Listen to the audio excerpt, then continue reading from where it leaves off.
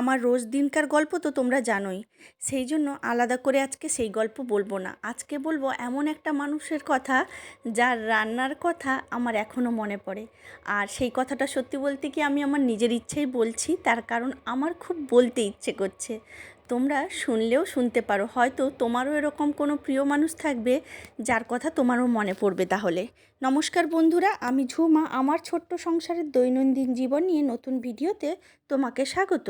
আজকের রান্নায় আমি একটা পদ রান্না করেছি, সেটা হচ্ছে আলু ভাজা। হ্যাঁ, আলু ভাজার স্পেশালিটি কিছু নেই, তবে আলু ভাজাটা যে বানাতো তার স্পেশালিটি আছে। সে হচ্ছে আমার দিদা, মানে আমার মায়ের মা। আমার দিদা প্রত্যন্ত গ্রামের মেয়ে এবং গৃহবধূও। সে কারণেই গ্রামের দিকে দেখবে যখনই কোনো কিছু খারাপ হয়ে যায় সেটা তারা ফেলতে চায় না। সেই রকম আলু কখনো খারাপ এসে যায় আমাদের মাঝে মাঝে, তখন সেই আলুগুলোকে আমি দিদাকে দেখেছি সেগুলো ছোট ছোট করে কেটে তাকে ভালো করে বেটে, আমাদের তো এখন মিক্সি আছে, মা বা দিদাকে দেখেছি শিলে বাটতো। তো আমার না সেই যে পদটা খেতে খুব ভালো লাগতো, সেই আলুটা বেটে তার মধ্যে পেঁয়াজ কুচি, একটু জিরে ফোড়ন এইটা দিয়ে না যেটা ভাজতো, আমার সেটা ভালো লাগতো। আর মাঝে মাঝে আমিও দেখি যখনই কোনো আলু পচে যায় বা খারাপ হয়ে যায়, তখন সেখান থেকে কিছুটা বের করে ওই পদটা আমি বানাই, শুধুমাত্র নিজের ওই শুধু স্বাদটাকে নেওয়ার জন্য। আসলে মানুষটার রান্না তো ভালো করতোই, তার থেকেও বেশি ভালোবাসতো, আর সেই ভালোবাসাটা তো কখনো প্রকাশ করা যায় না। তাই আমিও কখনো প্রকাশ করতে পারিনি। তবে একটা জিনিস খুব মিস করি এখন, রান্না। আগে যখন বাপের বাড়িতে থাকতাম তখন দাদুর বাড়ি যাওয়া হতো, আর দিদা আমাকে বিভিন্ন পদ, শুধু আমাকে নয় সবাইকে রান্না করে খাওয়াতো। সেই দিনগুলো না খুব মিস করি।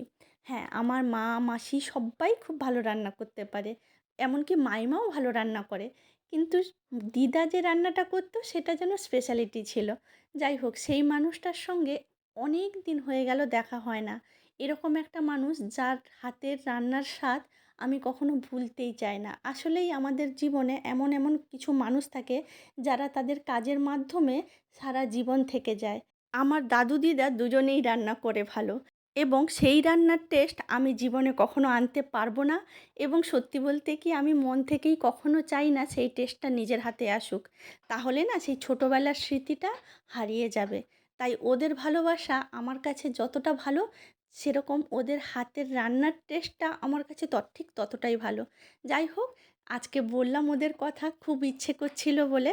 তোমাদের জীবনেও কি এমন কোনো মানুষ আছে যার হাতের রান্না, যার ব্যবহার তোমাদের এখনও খুব ভালো লাগে আর মনে পড়ে? তাহলে আমাকে জানিও।